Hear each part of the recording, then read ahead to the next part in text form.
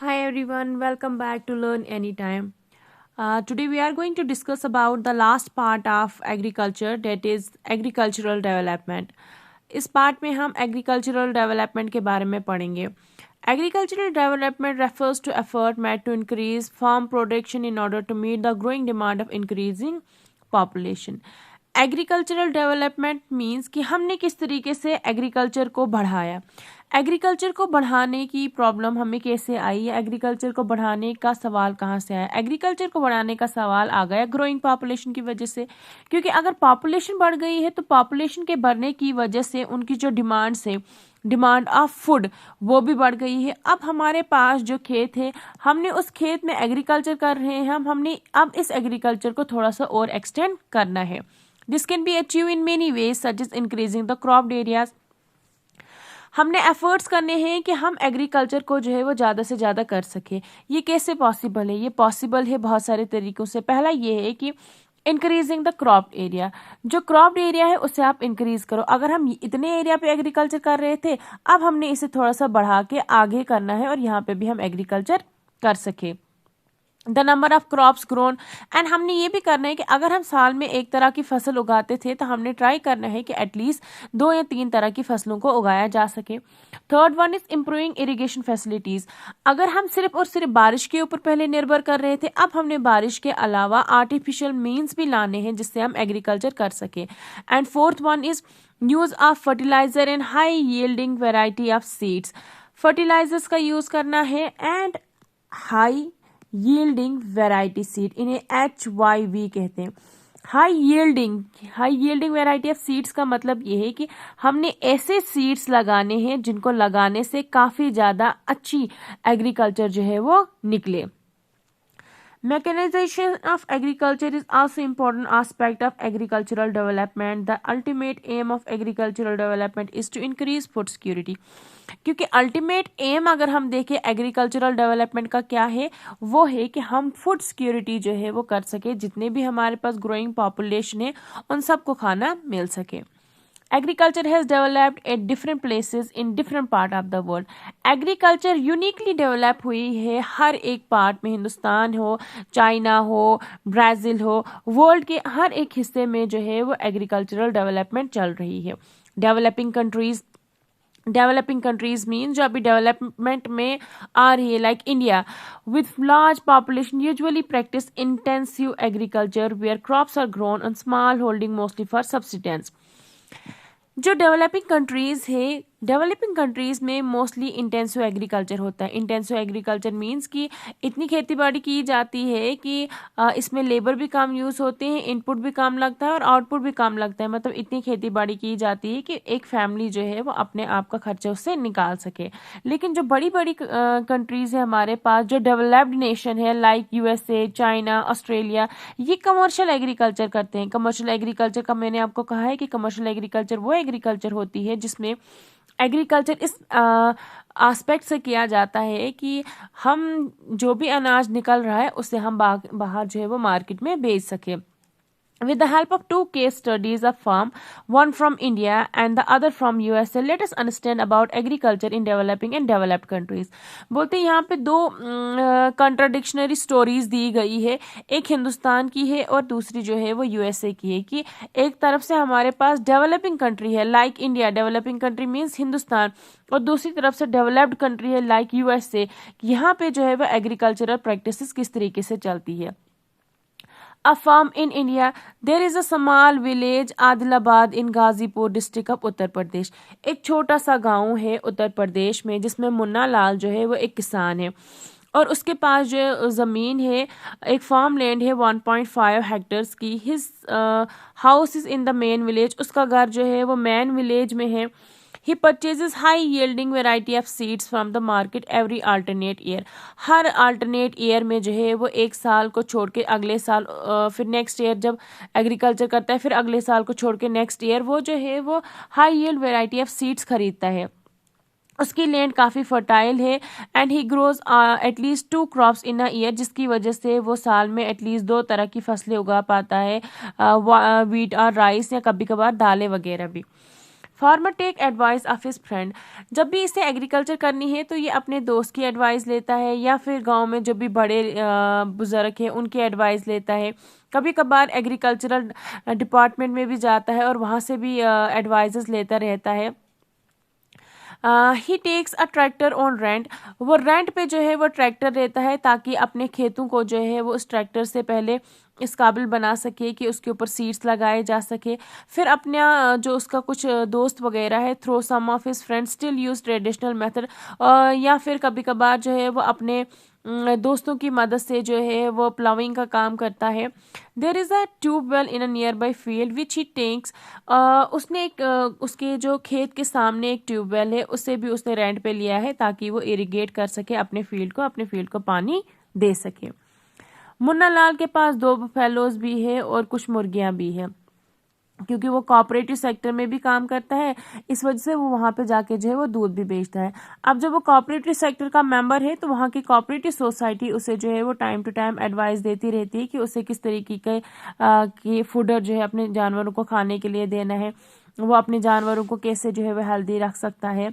All the member of the family help him. जितने भी family में मतलब जितनी भी फैमिली में लोग हैं वो सारे लोग उसे खेती बाड़ी करने में मदद करते हैं। कभी कभार वो जो है वो लोन लेता है। Sometime he takes credit from a bank और the agriculture cooperative society to buy. कभी कभार वो लोन वगैरह लेता है high yield variety of seeds को खरीदने के लिए। He sell is produce in the mandi located in the nearby town. और फिर जो भी फसल उगती है उस फसल को जाके जो है वो मंडी में बेच देता है। Since majority of the farmer do not have lack storage facility, क्योंकि majority of farmer जो है उनके पास storage facility नहीं है जहाँ पे अपने अनाज को वो स्टोर करके रख सके और जब मार्केट में अच्छा दाम दे तो उस वक्त बेच सके। अब जब इनके पास स्टोर हाउसेज ही नहीं है जहाँ पे ये अनाज को रख सके, they are force to sell the produce even when the market is not favourable to them. तो जब इनका मतलब जो रेट मार्केट में इनको मिल रहा है, अगर वो कितना ही कम क्यों ना हो, फिर भी इन्हें वो अनाज बेचना पड़ता है क्योंकि इनके पास जो है वो स्टोरेज फैसिलिटीज नहीं है जहाँ पे अपने अनाज को जो है वो स्टोर करके रख सके। In the recent year the government has taken some steps to develop storage facilities. अब कुछ सालों में जो है वो गवर्नमेंट आगे आई है और गवर्नमेंट ने स्टेप्स लिए हैं कि इन फार्मर्स को जो है वो स्टोरेज फैसिलिटीज दी जा सके ताकि जब मार्केट में दाम कम हो तो ये वहाँ पे स्टोर करके अपने अनाज को रख सकते हैं और जब मार्केट में दाम अच्छे मिले तो ये वहाँ पे जाके जो है वो अपने अनाज को बेच सके। ये यहाँ पे पिक्चर दी है हमारे पास इंडियन एग्रीकल्चरल फील्ड की कि हिंदुस्तान में जो लैंड है, जो ज़मीन है, उसके ऊपर कैसे खेती बाड़ी की जाती है।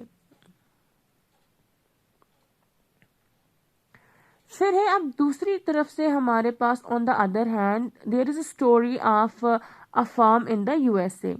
The average size of the farm in the USA is much larger than of Indian farm. हमने वहाँ पे सिर्फ 1.5 पढ़ा कि यहाँ पे मुन्ना लाल जो है, मुन्ना लाल के पास ज़मीन 1.5 हेक्टेयर्स है जिसके ऊपर वो खेती बाड़ी कर रहा है। लेकिन यूएसए में अगर हम देखें तो यूएसए में एटलीस्ट 250 हेक्टेयर्स है जिसके ऊपर जो है वो एक किसान ने मतलब एग्रीकल्चर किया हुआ है। The farmer generally resides in the farm. और जो फार्मर है वो जनरली इसी वाले एरियाज में जो है वो रहते हैं। सबसे ज़्यादा मतलब जो मेजर क्रॉप्स वो उगाते हैं वहाँ पे वो है corn, soybean, wheat, cotton, sugar beets. अब देखो यहाँ पे हमने पढ़ा कि मुन्ना लाल साल में 2 तरह की फसल उगाता है, बट यूएसए की अगर हम बात करें तो यूएसए में जो है जो किसान है उसके पास एटलीस्ट 250 हेक्टेयर्स ऑफ लैंड है जिसके ऊपर वो डिफरेंट काइंड ऑफ फसलें जो है वो उगाता है, डिफरेंट काइंड्स ऑफ क्रॉप्स जो है वो उगाता है।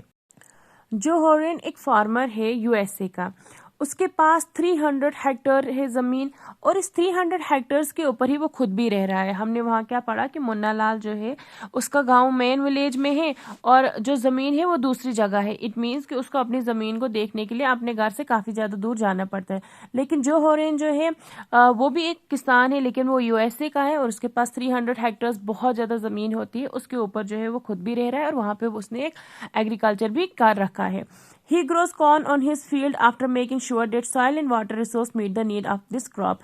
वो अपनी मतलब अपने खेत में जो है वो कॉर्न उगाता है, लेकिन उससे पहले वो देखता है कि मेरा जो खेत है इसकी मिट्टी, इसमें मेरी मिट्टी के अंदर वो सारे न्यूट्रिएंट्स है, मेरी लैंड के अंदर जो मिट्टी है उसके अंदर वो सारे न्यूट्रिएंट्स है कि उसके ऊपर मैं कॉर्न उगा सकूं. इट मीन्स कि वो क्या कर रहा है, यहाँ पे साइंटिफिकल मेथड्स यूज कर रहा है. वो अपनी जमीन से मिट्टी उठा रहा है और उसे जो है वो लैब में भेज रहा है, वहाँ उसका टेस्ट हो रहा है और वहाँ पे जो भी न्यूट्रिएंट्स कम हो रहे हैं उस पर मतलब एज द नीड जो है वो उसके ऊपर वो फर्टिलाइजर्स का यूज कर रहा है ताकि फसल अच्छी उग सके. Adequate measures are taken to control pest that can damage the crops. और इन्होंने यहाँ पे जो है वो एडुकेट मेजर्स भी ले रहे हैं कि अगर इनकी जो फसल है इसके ऊपर अगर कोई पेस्ट वगैरह लगे तो पेस्टिसाइड्स का छिड़काव भी किया जा सके. फ्रॉम टाइम टू टाइम जो हॉरेन है वो टाइम टू टाइम जो है वो मिट्टी के सैंपल जो है वो लेबोरेटरी में भेजता है ताकि वो चेक करे कि अगर इसके अंदर कोई न्यूट्रिएंट्स की कमी है तो उन न्यूट्रिएंट्स की कमी को जो है वो पूरा किया जा सके. दिस रिजल्ट हेल्प जो हॉरेन to plan a scientific fertilizer programme. और जब वो मिट्टी को लैब में भेजता है टेस्ट करने के लिए कि मिट्टी के अंदर के न्यूट्रिएंट्स सूटेबल है for a particular crop to grow, वहाँ से उसको हेल्प हो जाती है कि अगर मिट्टी के अंदर कोई पर्टिकुलर न्यूट्रिएंट लैक कर रहा है तो वो साइंटिफिकल फर्टिलाइज़र के प्रोग्राम की हेल्प से जो है वो उसके मिट्टी के अंदर जो है जो भी न्यूट्रिएंट्स कम होते हैं वो न्यूट्रिएंट्स डाल देता है फर्टिलाइजर्स के through. His computer is linked to the satellite which give him a precise picture of his field.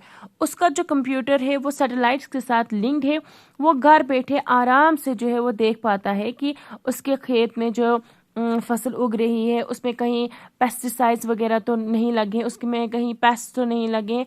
It means कि वो साइंटिफिकल इनोवेशंस की हेल्प से जो है वो अपने फील्ड को घर बैठे ही नज़र दे रहा है, जिसे यहाँ पे फिगर 3.17 में दिखा रहे हैं. This help him to use chemical fertilizers and pesticides whenever they are required. अब जब उसका जो कंप्यूटर है वो लिंक्ड है विद सैटेलाइट, इसकी मदद से उसे पता लगता है टाइम टू टाइम कि उसके खेत में अगर कीड़े वगैरह लग गए हैं तो उसे किस तरीके से जो है वो उसने पेस्टिसाइड्स का छिड़काव वगैरह करना है. He uses tractors. पीछे हमने देखा कि मुन्ना लाल जो है वो अपने खेत के लिए बुलक कार्ट्स का इस्तेमाल कर रहा है या कभी कभार रेंट पे ले रहा है ट्रैक्टर. लेकिन यहाँ पे जो हॉरेन है वो ट्रैक्टर का यूज़ कर रहा है, सीड ड्रिल्स का यूज़ कर रहा है. मतलब ये यहाँ पे जो है वो साइंटिफिकल मेथड से एग्रीकल्चर कर रहा है. A grain are store in an automatic grain store to dispatch to market agencies. Munna Lal के पास हमने देखा कि उसके पास कोई भी फैसिलिटी अवेलेबल नहीं थी, कोई भी स्टोरेज रूम अवेलेबल नहीं था जहाँ पे वो अपने जो भी अनाज उगाया था उसे वहाँ पे स्टोर करके रख सके. इस वजह से जो भी मार्केट में अनफेवरेबल कंडीशन पे उसने अपनी फसल को जो है वो उगा दी, मतलब फसल को जो है वो बेच दिया, चाहे वो अनफेवरेबल ही क्यों ना हो. लेकिन क्योंकि स्टोरेज रूम नहीं था तो उसे जो है वो कम दामों में भी बेचना पड़ा.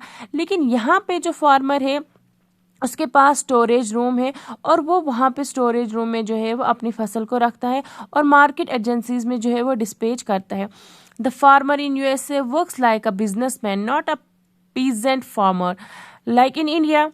बोलते हैं जो फार्मर्स है यूएसए के वो बिजनेसमैन की तरह जो है वो काम करते हैं, ना कि एक छोटे गरीब किसान की तरह. जैसे हिंदुस्तान में जो किसान है वो इसलिए काम करता है ताकि वो अपनी रोजी रोटी कमा सके and so that he can grow in his life. लेकिन वो इस तरीके से काम करता है कि उसके पास फैसिलिटीज़ काफ़ी ज़्यादा कम होती है जिसकी वजह से आउटपुट उतना अच्छा नहीं निकलता है. उसके पास लैंड ही पहले कम है. लेकिन जहाँ यूएसए की बात करें तो 300 हेक्टर्स बहुत ज़्यादा ज़मीन होती है. फार्मर वहाँ पे एज अ बिजनेसमैन काम करते हैं. वो इनपुट भी काफ़ी ज़्यादा देते हैं बट वहाँ से आउटपुट भी बहुत ज़्यादा निकलता है. आई होप आपको एग्रीकल्चर चैप्टर जो है वो बहुत अच्छे से समझ आया होगा. Thank you.